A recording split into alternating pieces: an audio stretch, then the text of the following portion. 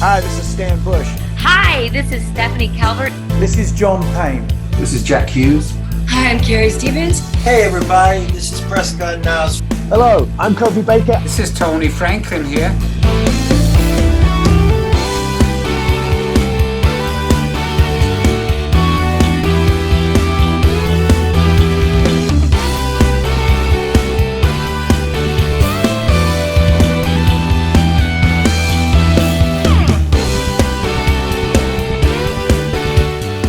This is Britt Lightning from Vixen, and you're listening to Play That Rock and Roll. Keep rocking with Joe.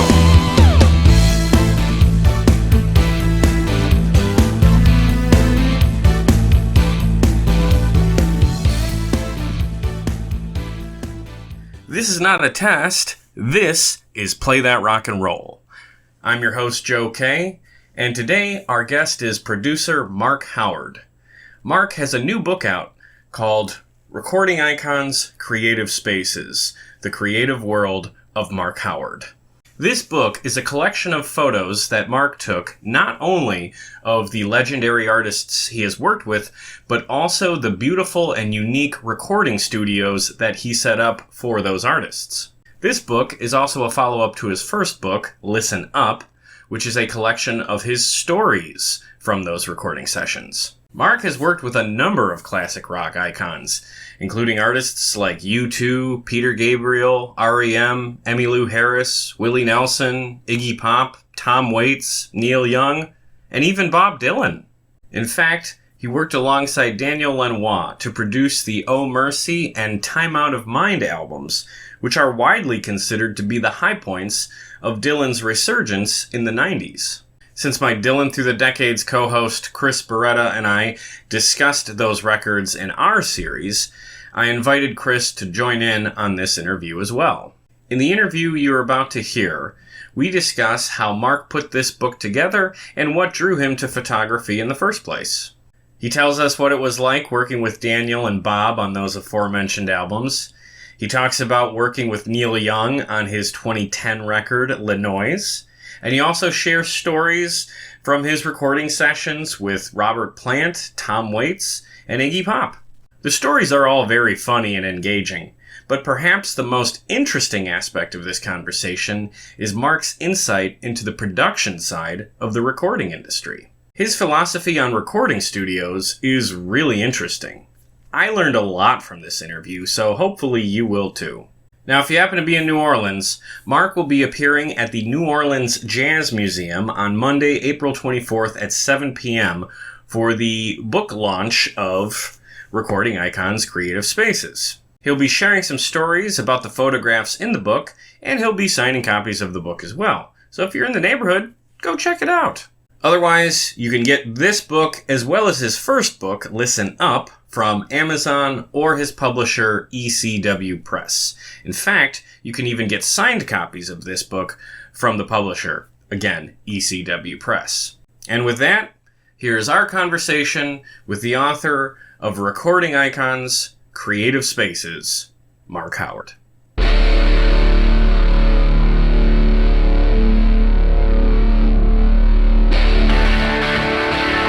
Let's start with the book. So this is your second book. Your first book is Listen Up. That was released a couple of years ago, and that's a collection of all your stories of working with legendary recording artists. And this book, correct me if I'm wrong, is sort of meant as like a companion piece because it's got a lot of the photographs of not just the artists, but the locations that you were doing the recording at. Yeah.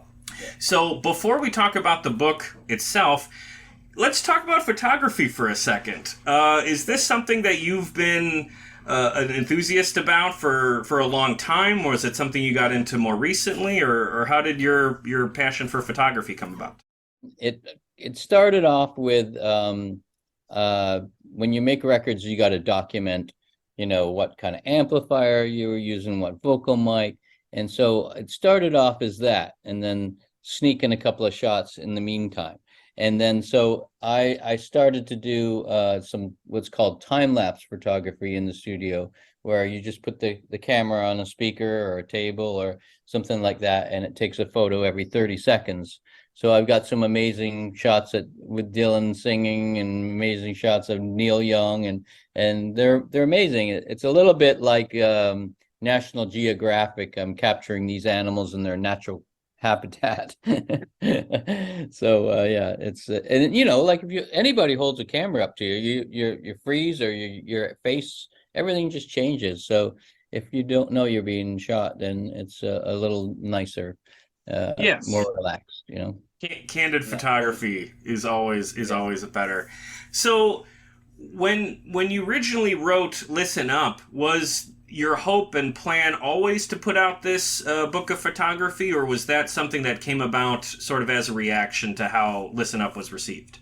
Well, I'd been sitting on these photos forever, and then and I'd been writing about them, and so there was just so much stuff that I had to even cut out of Listen Up, just to make it, readable in a way.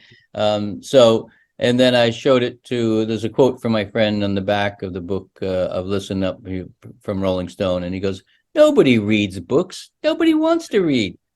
Pictures, these photos, this is amazing. This is what they want to see." And so I started to kind of like, fiddle around with kind of putting it together, and I had a couple of friends help me along the way. And then I showed it to the ECW Press, who put out my first book, and Michael, who signed me up on that one. He saw it. I posted it on my Instagram, just, I got this other book coming around, and he saw it and he loved it. And so he just said, "Sign here, we'll do it for you." So it was an easy peasy coming in. It was hard to edit too, because I just love so many of the photos. I would have like a whole chapter of just, just kind of like taking shots of, I got amazing shots of Joni Mitchell that I shot with her smoking.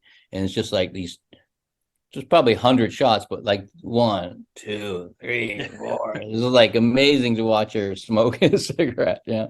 Another thing that I really like about the book is that you capture the recording spaces really well. I mean, this one is particularly beautiful.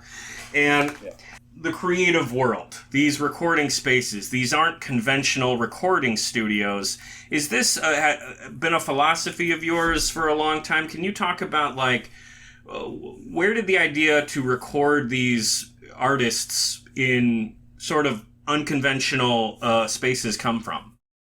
It started actually here in New Orleans with a record with the Neville Brothers, Yellow Moon, and I'd been working in Canada in a little studio called Grand Avenue Studio in Hamilton, Ontario, and Daniel Lanois, who's producer of U2 and Peter Gabriel, had just finished one of the U2 records.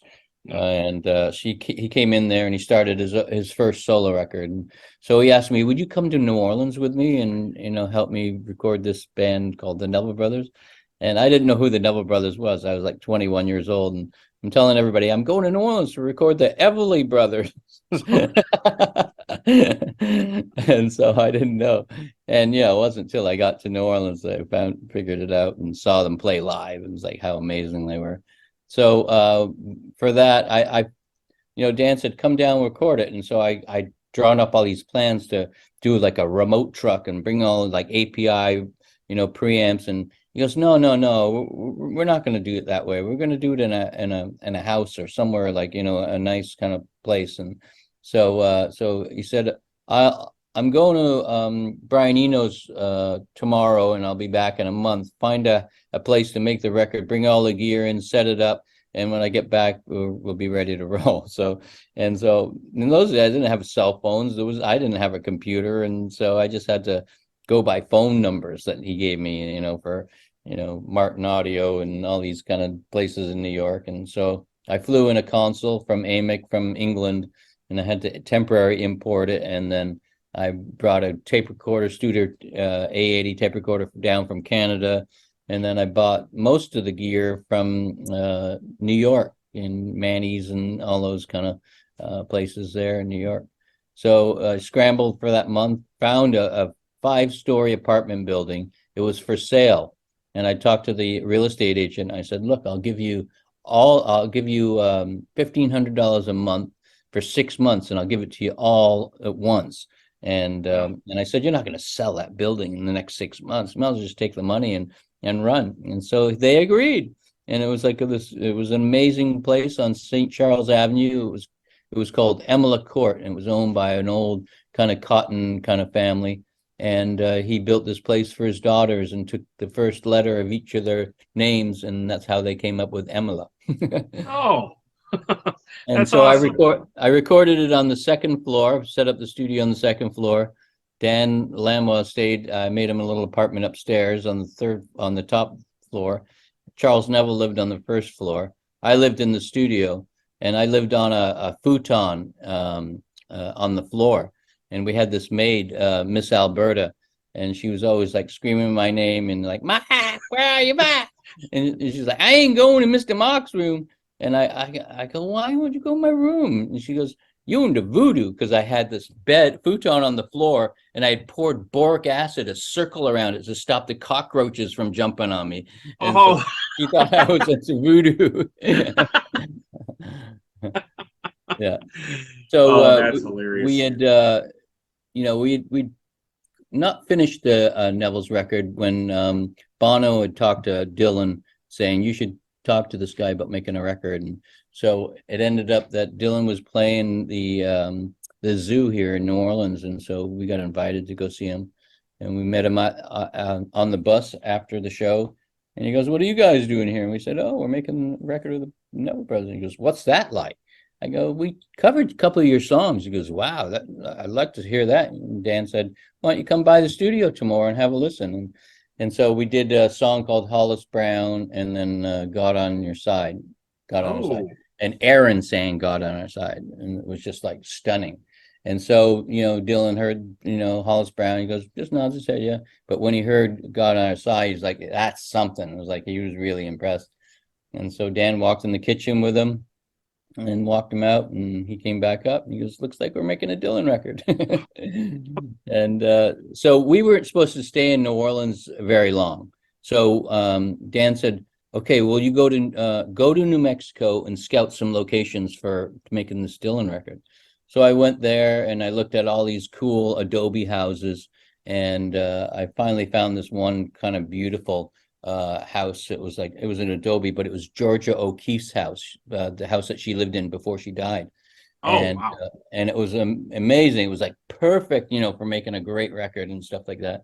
So I videotaped it, and I brought it back to New Orleans, showed Dan. He goes, "Oh, this is amazing."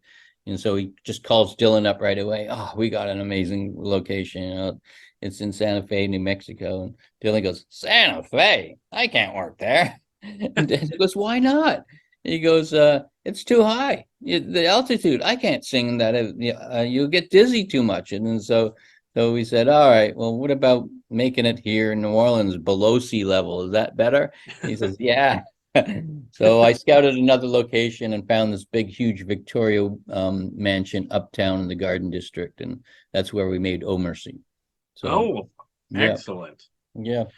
Well, talking about location scouting, when you're looking for these studios, what is it that you're looking for with these locations? Is it like an exterior aesthetic? Is it like good sound in the interior, or what are your priorities? Yeah. Well, it's for me, it's all about the sound of the room. I'm looking for some places that's got high ceilings.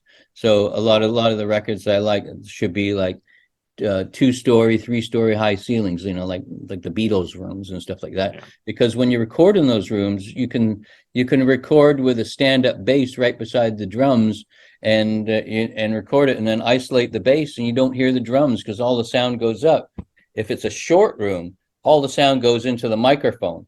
So on a lot of records that you make in those situations, a lot of the bleed goes into the vocal mic. So when you're doing performances and not overdubbing vocals, you got to know how to kind of do it properly to kind of make it work, right? So excellent. So I become an expert. How do artists respond to this kind of thing? Because I imagine most of them are used to recording in, I guess, your more typical recording studios. Yeah. Do these locations blow them away? Are they confused? What's generally a common reaction? Well, I try to make it more comfortable. Like the Neville Brothers, I made it turn this control room. We made the whole record in the control room, which was a bedroom. And I just got swamp moss and stuffed animals and made it like a swamp in there. And so yeah, so that was kind of cool for that. And then different records for different people, I kind of like, deck it out for them to make it comfortable and not have the gear being intimidated. Like when you go into a recording studio, you walk in and there's a desk that's 40 feet long and all these knobs and flashing lights. That's intimidating to somebody. They like, and can knock your concentration. But if you're in a room and you like nice, Indian rugs and lamps and it feels comfortable and you got couches and you make it like, a cool scene. So I did it with Tom Waits. I had these circus tents. And I rented an old schoolhouse, and I put up these. They're actually from the what do you call it? The Oscars. These tents that were all silk. Oh, And so sure. a buddy of mine, he does all the events at the Oscars and stuff. So he let me use these silk tents to take there, and so I had them all hanging. You'll see it in the book, and so they were purple. And then Tom Waits comes in the next day and he's dyed his hair purple. So he kind of his hair matched the drapes.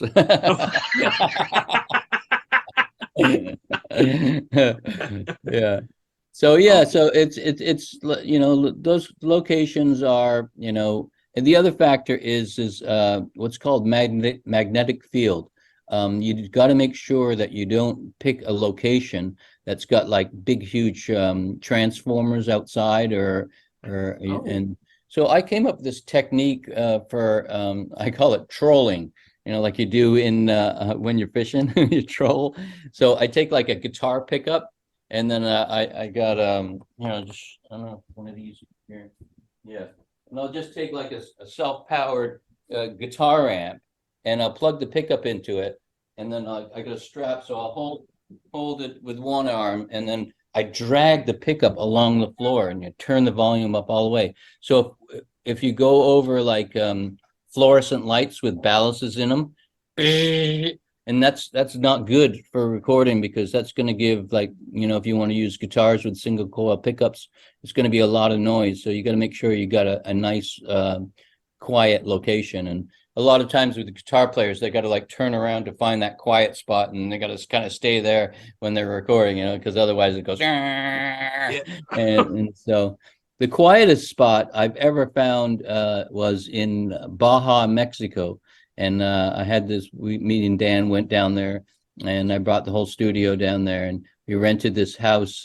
We called it the Bird House because it was just like all natural rock walls, and the guy put a palapa roof on it and then glass windows that looked out over the Sea of Cortez, and there was no hum there at all. And it was like a guitar player's dream, like you just turn it up loud with no hum, and it was pretty cool. Oh, that does sound great. And probably a nice vacation, too.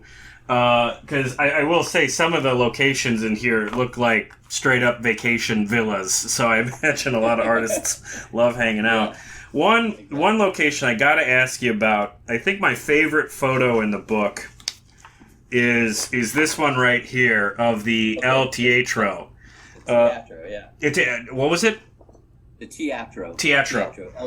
El Teatro. With the guitars on the movie theater seating is just so great. And that's where you and Daniel recorded Bob's Time Out of Mind album. Can you tell us a little bit about that location and what it used to be and how you found it? Right. Well, I was living in San Francisco, and I had a warehouse up there, and I had to come to LA for some meetings. And so I was driving back up the coast, and I go through this little Mexican town called Oxnard. And it's like all Mexican migrant farm workers live there, and there's a lot of farms and stuff like that. And I see this theater there, and it says for rent. And so I write down the number. When I get to Frisco, I ask them about it. And so I go down and I make a deal with them. And again, it's like $1,500 a month. And And it was a mess. I walked in the front door, the popcorn machine was moldy, it was just disgusting. Ooh. So I had to send my assistant down to kind of clean out the whole front lobby, and then he took the ticket box out, and so because we're Canadians, we have this skill that not a lot of people know, but we're deck builders. We like to build decks on our houses and stuff like that. So Okay. I sent him down and I said, take all the seats out, and he got a sledgehammer and he smashed all these seats out and threw them in the garbage. And I said, leave some seats at the front in case we're doing shows, and leave seats in the back. And so the one that you like is the one in the back where we used them as guitar stands and stuff like that. And he painted all the drapes black, and so he built this deck in the middle. It was like huge, 100 feet by 50 feet, and that's where I put the studio in the center. And everybody was surrounded, drum sets, B3s, pianos, and everything I had was mic'd. So if Dylan went over to the piano, I'm in record. I'm recording everything, and I'm not missing anything. So, and and then our friend Tony Mangurian, he plays drums, and he'd go over to the kit and he'd play like a hip hop beat along with Bob, and it was like, and I got this amazing recording, and it was for a song called "Can't Wait."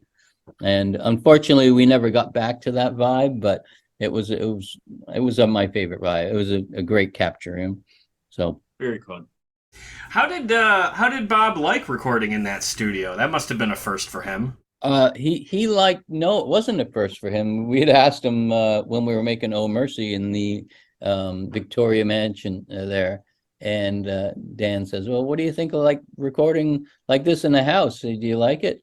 And he wouldn't wear headphones, and he had to wear, I had to put like floor wedges in front of him like live, and he goes, "Been doing this for years. Me and the band, we did this up in Woodstock, Oh, like those Big Pink and all those. Big Pink. It's like that's kind of where it all started, really. And we Oh, thought we were doing the great cool thing. And then so he loved coming to the Teatro, because on the way to the Teatro, he would tune into some kind of pirate radio station that played old blues records, Little Walter and like really amazing stuff. He comes in one day, he goes, "I've been listening to this radio station." He goes, "These records sound amazing. Why can't my records sound like that?" I said, "It can. We just have to approach it from that kind of old style recording." And so he dug it, and it all kind of came together at the Teatro, and I developed what was called his vocal amp. And so he came to the Teatro for me to mix this show that he did in Atlanta for the Olympics. It was at the House of Blues, and so he said, "Can you mix this for me?" And I said, "Yeah." And so just as I was finishing it, the song came on, and it was a harmonica, and so he said, "Can you make that harmonica sound electric?" I said, yeah, no problem. And so I pumped it into like a little Ibanez Tube Screamer guitar distortion box, and then I ran it into a little Tweed amp. And so it just sounded like one of those old blues guys, like all distorted and dirty. But after they stopped playing the harmonica, his vocal came through on that channel. And so he heard it and he goes, "Wow." He goes, "I want that on every track." And I had to remix all the songs to put this vocal amp on there. And it was crazy. And so when we made Time Out of Mind, I had the vocal amp in there, and then he'd have a clean mic. And he'd always ask me, he'd come to the console and I'd have two vocals. He goes, "What's the percentage?" I go, "I'm doing 60-40 and keeping the clean one, up and keeping the dirt a little bit behind you." He goes, "No, 50-50. I'm like, "Okay, here's 50-50. And so that's like Lovesick, and those songs all have that kind of like a dirtier kind of vocal sound. And so, yeah. Yeah, that's something when we covered those records, we did notice like his vocals were different on that record than some of the other stuff he did. Wow, that's fascinating. So you've got some pictures of Bob in the book. I suspect they were all candid, or do you know, was Bob okay being photographed? Well, he's like, "You got a camera?" I said, yeah, take some pictures of me." And so Dan took a couple of pictures, and I took some pictures of him and stuff, just so and so that's the ones that are in kind of like in the studio area. And but in New Orleans on the first record on Oh Mercy, I had a Polaroid that I was using to kind of document the consoles because it wasn't an automated console or anything. So you had to know where, if you go back to that mix, oh yeah, I had these effects on it, and that's the vocal EQ and all that. So I had these, and so I would just kind of like turn around and I'd like take a picture of Bob at the counter writing, and so I got there's a couple of those in there and stuff like that. But when we got to the teatro, he wanted to have photos taken, and so we started the record there, and then he said, I can't work this close to home, it's too distracting. He goes, I want to go to Miami. We thought, oh shit, Miami.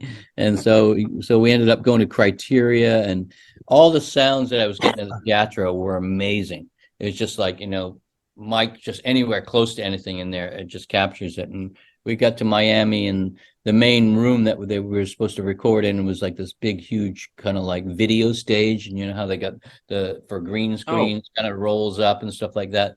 Yeah. But the room was spitty and plaster and sounded terrible. And so I was like struggling. I'm like, we got to find another place. And I called the Bee Gees and I said, come on, let me use your studio. And, like, this is Bob Dylan. And they go, no, we're using it. Like, oh.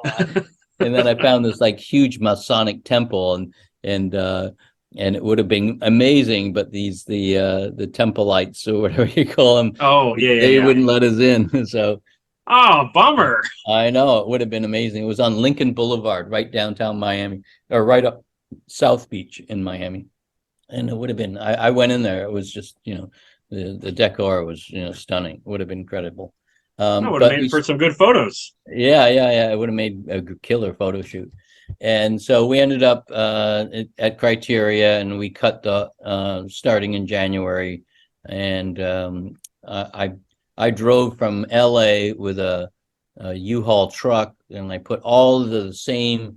I had these Neve consoles that I was running the microphones through, and I brought all the same microphones, and I brought a couple of motorcycles and stuff like that because we're all into bikes and stuff. And so when I got there, I even using the same gear, it didn't even come close. And I was quite embarrassed, when the record, when we're cutting it, I was trying to do everything I could and putting crazy, like on Lovesick, I put a flanger on his voice, and they'd come in to listen, and it sounded, and then when they're listening, I'm kind of like doing a little performance mix of it to make it sound even better and stuff like that. And while I'm doing that, I would print that mix to what was called a DAT in those days. And so the Lovesick you hear on the record is that playback mix from that time. It was never mixed again. I could never better it or get that sound ever again. And so we ended up using it. And so it was kind of crazy that way. That's fascinating. I mean, hearing these stories is just such a reminder that it's not something people think of all the time, but like locations really do matter to get the best sound for the record. And I think like looking through this book gives me a better appreciation for that. I wanted to ask you about the recording session for Oh Mercy, because in our deep dive on Dylan's history, that comes at a really interesting time in his career. Like, commercially he had been struggling, and there's been disappointing record sales leading up to that, and in the overall story of his life, his partnership with Daniel Lanois and yourself was really the start of a comeback that culminated with Time Out of Mind. Can you talk about like how Dylan was in the studio at first, and what was the relationship like between him and Daniel and yourself, and how did it all come together? We were recording in what was called I'd put the studio up in the dining room of this mansion, and the kitchen was open to it. So there was a counter and the fridge behind us, and then I had the studio on that side, and then it kind of made like a little a horseshoe, kind of like chairs where people could sit and play, and the drums were right by the door that you came in, so it was pretty tight. And I had gotten these really ugly salmon colored curtains from this film place in New Orleans, and to like dampen the sound and cover the windows and stuff like that. And then there was a beautiful salon, like, with beautiful chandeliers, and that's where I thought we would record it, and not so much in the control room. And so it ended up, like for the first 2 weeks, Dylan didn't even acknowledge that I was in the room. And so he would sit down, I had a chair for him and a little kind of table and, a lamp. And so he had this little kind of like, hangout place. And so I put the microphone in front of him and he turns this way. So I sit in front of him, I put it over here. And so he turns over this way and I put it over there. So he's playing with me, right? He knows I'm there, but he's just like, and then he would get up and he would go into the other room where we had 3 grand pianos in there.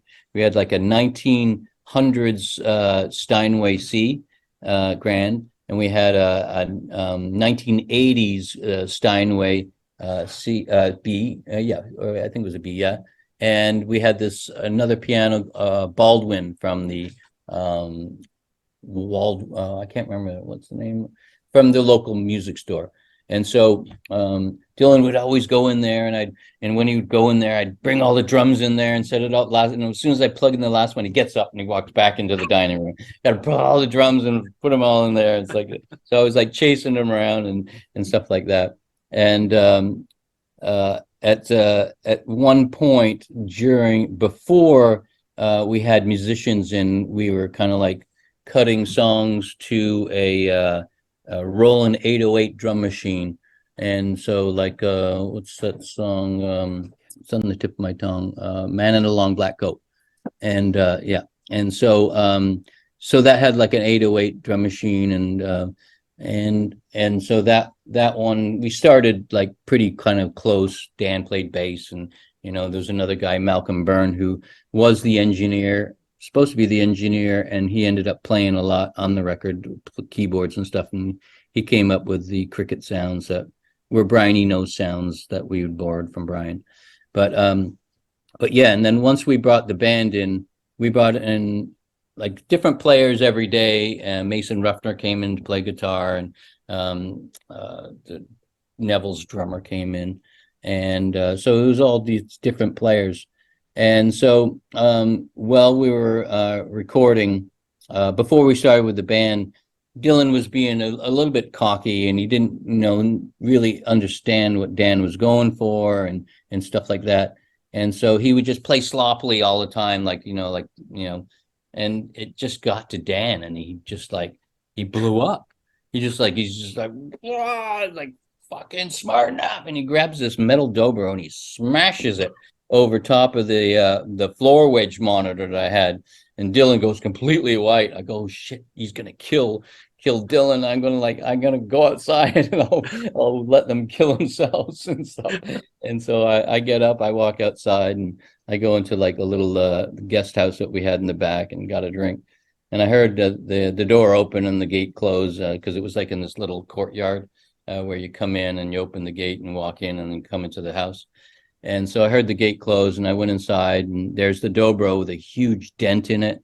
And I pick it up off the floor, I turn all the gear off. And then the next day, Dylan shows up, and nobody says anything about it. And it's but Dylan is now talking to. And so I was sitting in the courtyard, and I had like a 1936 Harley Davidson Knucklehead that was my Harley.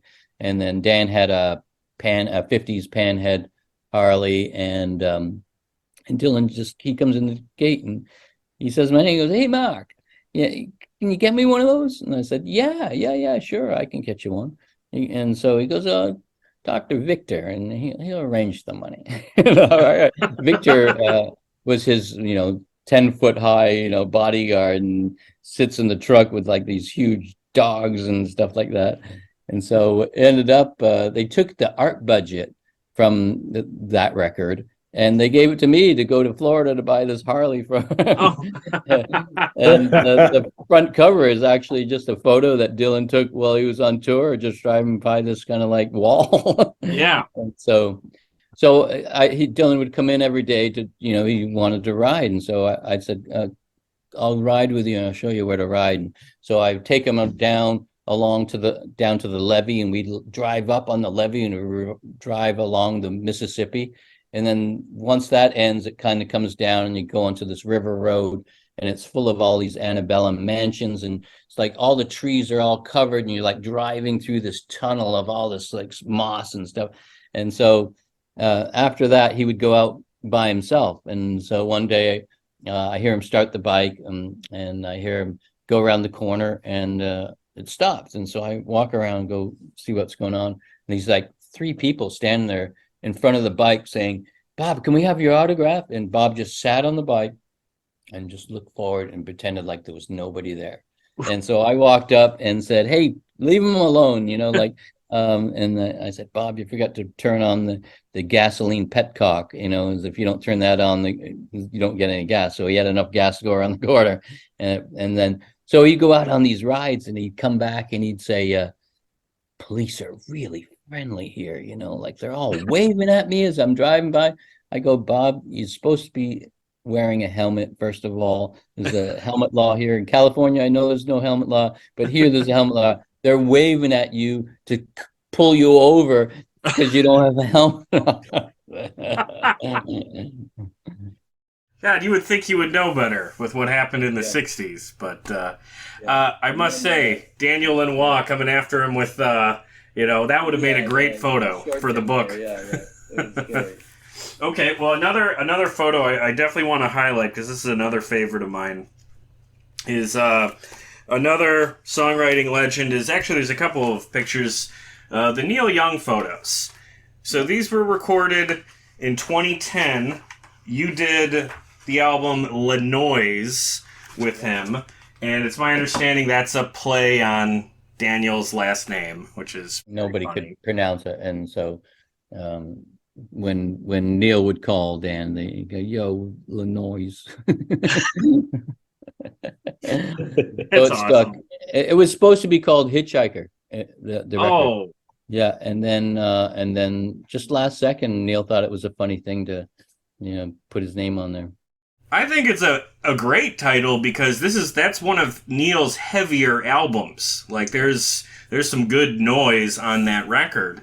And when I see those photos, those close-ups, and hearing you just say the thing about Dylan and the autograph seekers, from what I've read, Neil seems like a guy who's much more comfortable in that rock star mode, that rock star role that you have to play when you're around people.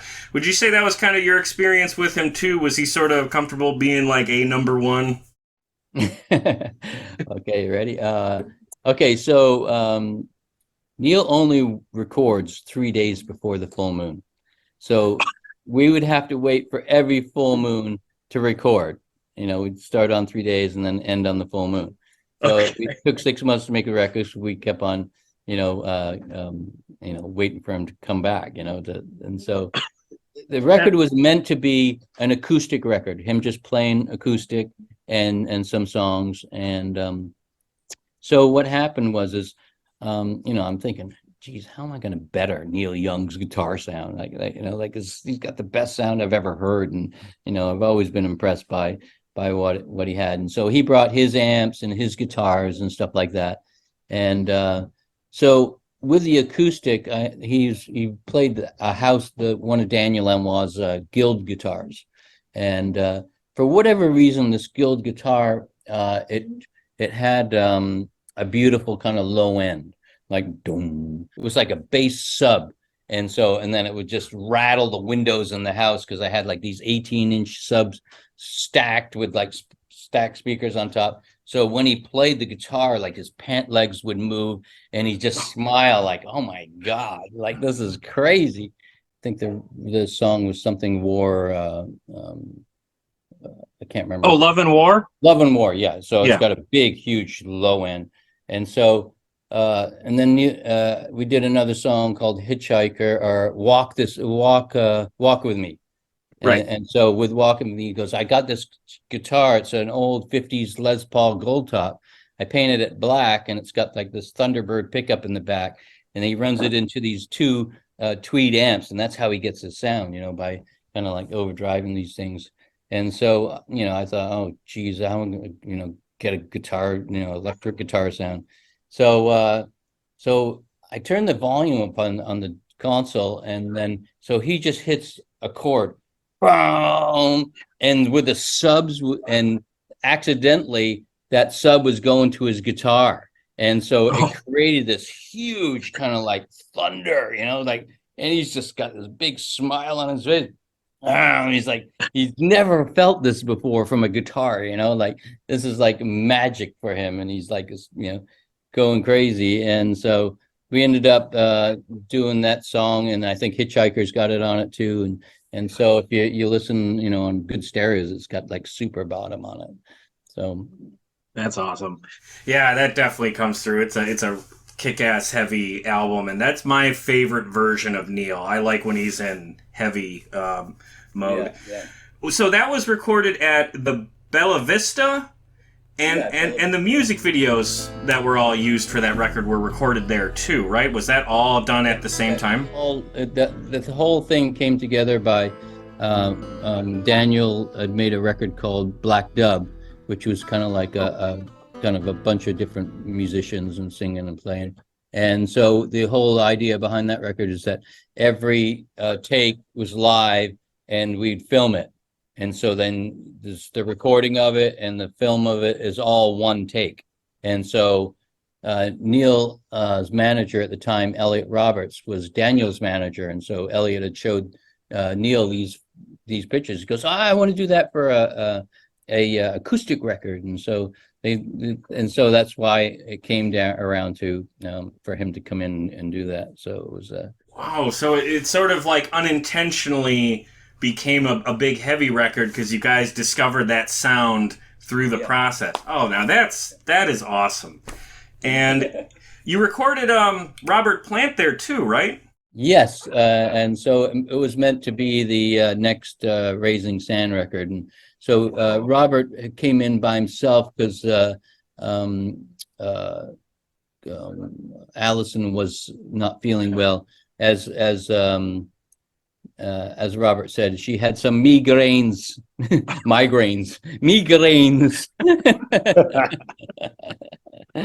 So Robert walks into Bella Vista, and he's carrying this satchel with all these lyrics that and he goes, "This is all of the women that I have loved and hated," and then on top of that, he's got this book of William Blake, who's like this amazing poet from the early days.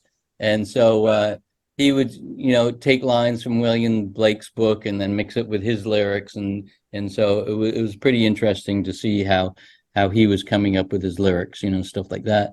And then again with him, it was an interesting thing where he was only singing down low, like on a lot of the Raising Sand records, he sings down low. And so we cut some tracks with him, and I said, for this one, for the ending, can you just kind of go way up there and way? He goes, no, I can't sing that high anymore.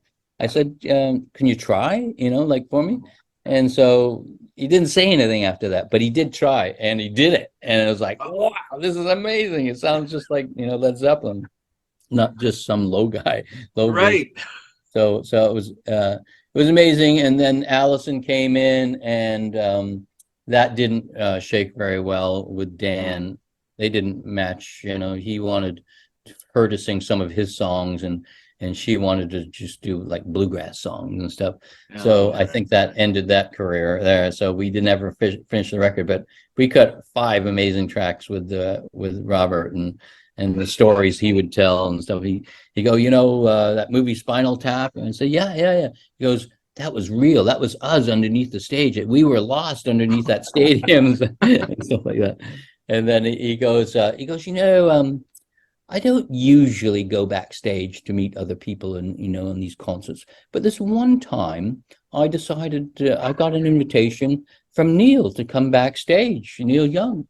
And so I decided I'd go see Neil. And so they ushered me back to his dressing room, and they opened the door, and I walk in, and Neil looks at me and he goes, Richard, come on over here. Come on, Richard, come here. And so Robert says, I never told my name's not Richard. And so this had happened before Neil, before we made Neil's record. So when Neil's record came in, I said, was it true that when Robert Plant came in listening, he was like, did you call him Richard? And I said, what you thought he was like Richard Branson or something? Yeah. And Neil said, no, I was a little stoned. Right. Yeah. So you mentioned William Blake. I'm interested in the songwriting piece. I kind of want to start with that. I listened to another interview that you did, and you spoke about how you thought Iggy Pop was kind of at the same level as Bob Dylan in terms of a songwriter. Yeah. And I'm just interested in hearing you elaborate on that a little bit, because I re-listened to, and I had not listened to it in a few years, American Caesar, and I was struck by the level of how erudite sort of pop songwriting is. Yeah. So he references like Joseph Conrad. Exterminate the Brutes, the whole thing. Like it's a very he's intellectual for sure. And so with Iggy, it's we do 3 takes of a song, and each take he would sing different lyrics, as good as the last song, rhymes and all. It's all off the cuff, like bang, what he's feeling and what he's like.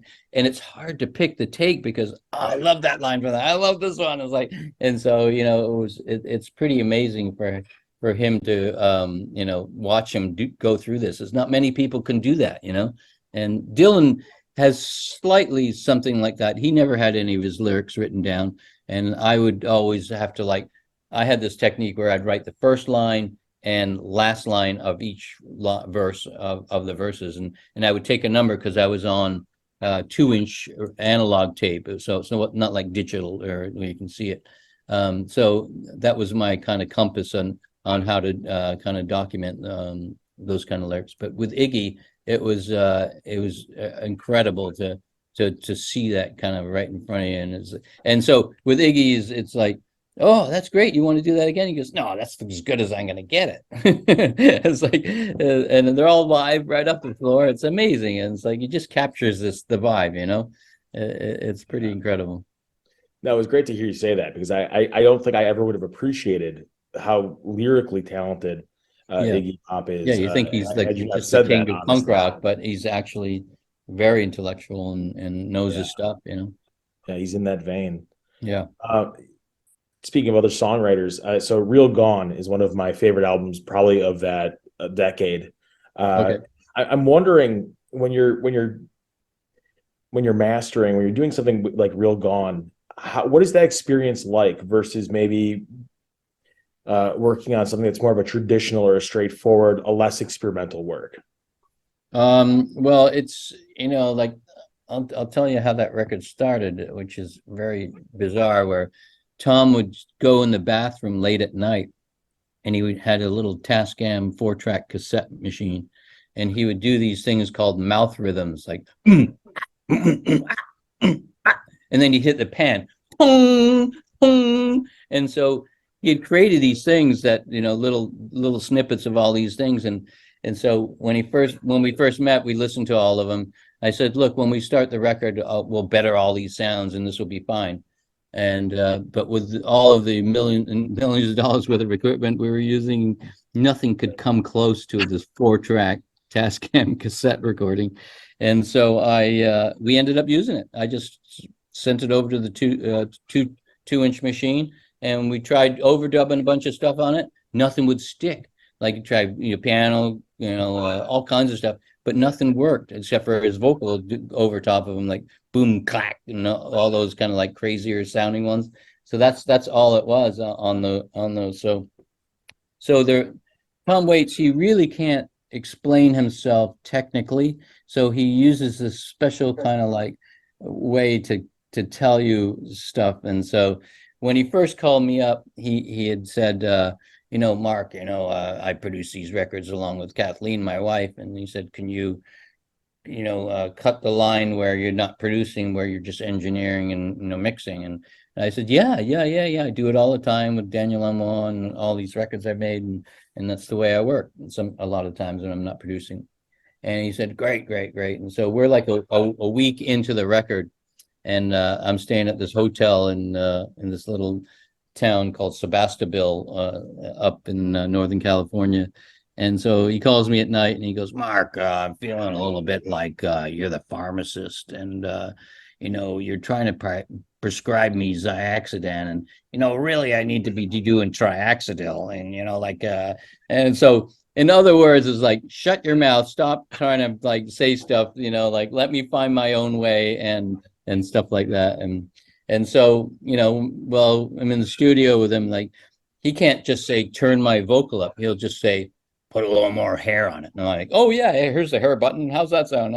And so and then he'd have comments like, oh, the drums sound beige. I'm like, beige? That's bad. I hate beige. It's like, got to brighten them up and stuff like that. And so he had all these crazy words. Like if we got it on a first take, he'd say, oh, that one came out of the ground like a potato. Done. It's like he had great. Or if it wasn't working right, he goes, that sounds like a fat guy with a bad haircut. It's like just like crazy shit, I resemble that remark. I know. I thought that. But you got a good haircut. Thank you.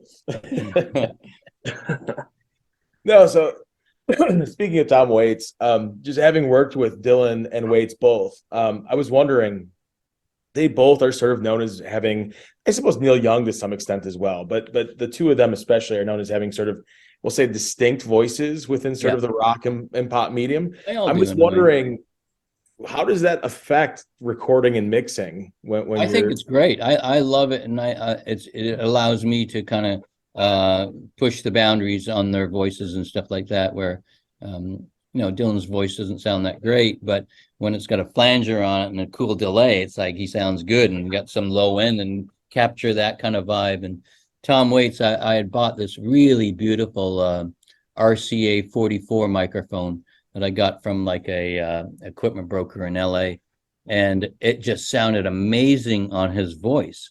And it's just the low end was just like, it would give you shivers, it's like, but he didn't want me. He goes, you gotta roll it off, like to the bottom end, because it's not going to sound good. I said, yeah, it sounds great. He goes, no, you got to take it out.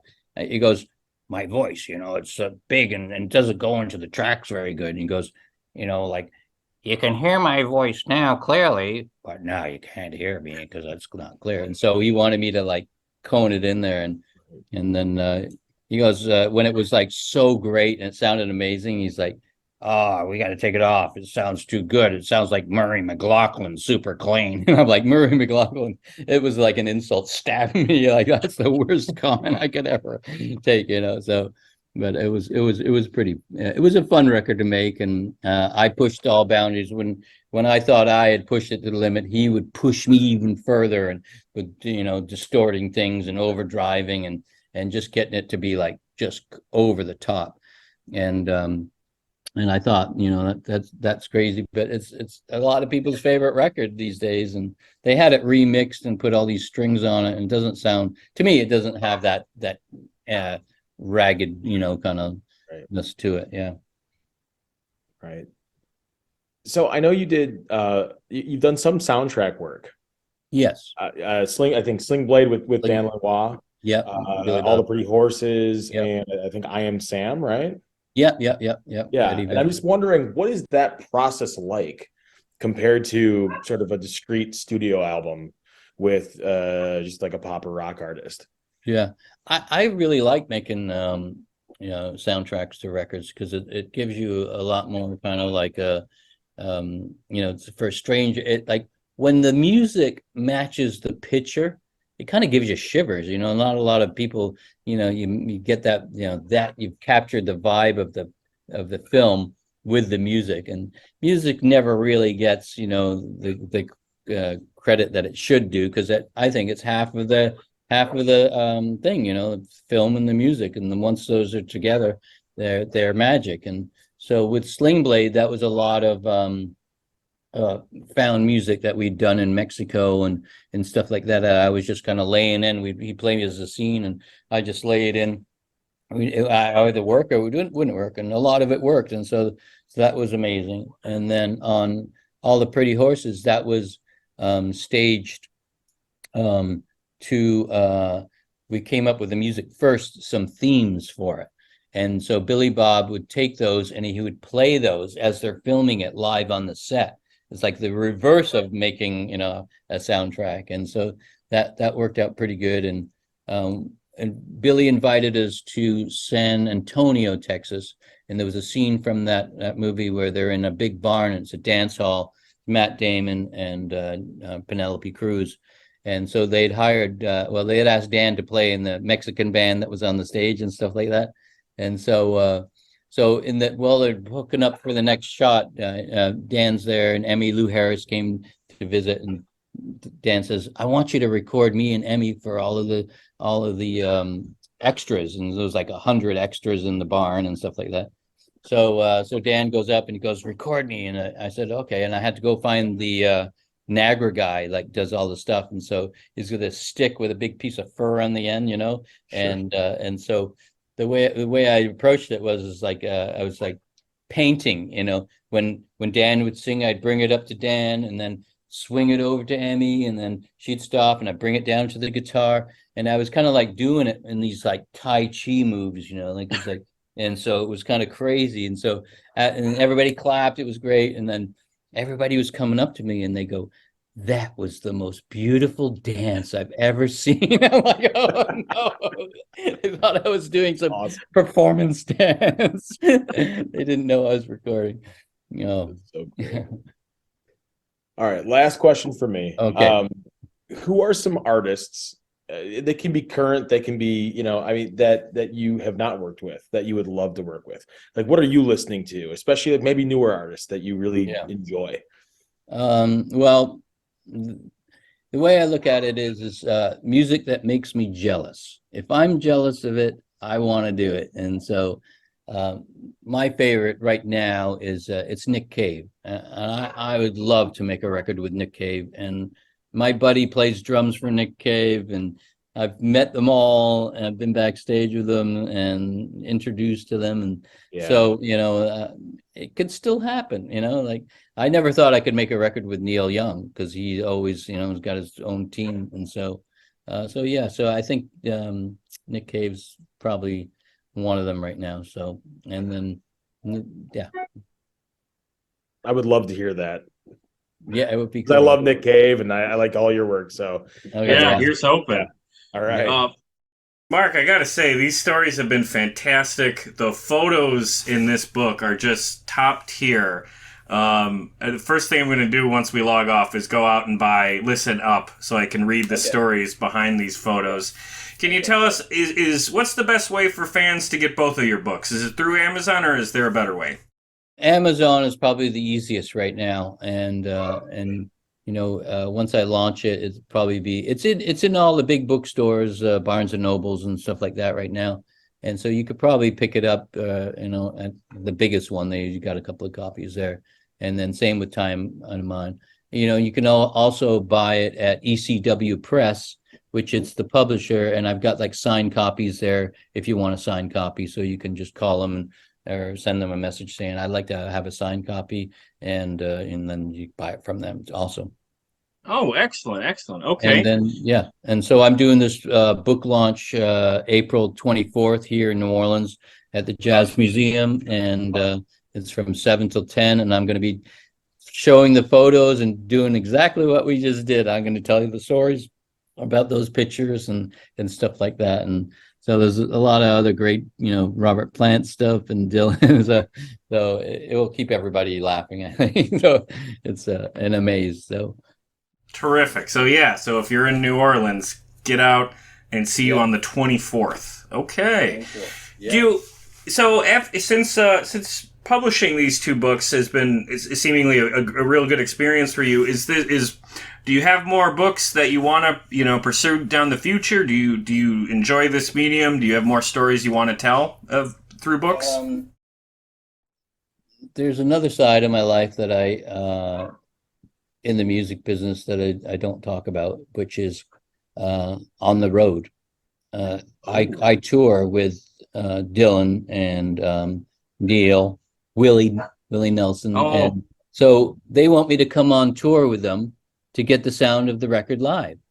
And so with Neil, I had to bring that sub box, and I was out for a couple of weeks with him, and I jumped off the tour in Buffalo because I lived up by Toronto, and so I jumped off. As soon as I got home, I got a phone call from Neil saying, "My live guys doesn't got it. You got to come back on here." They sent a car, picked me up, private jet, flew me into Washington for the next show, and so Dylan, I did the TV broadcast for Lovesick at the Grammys.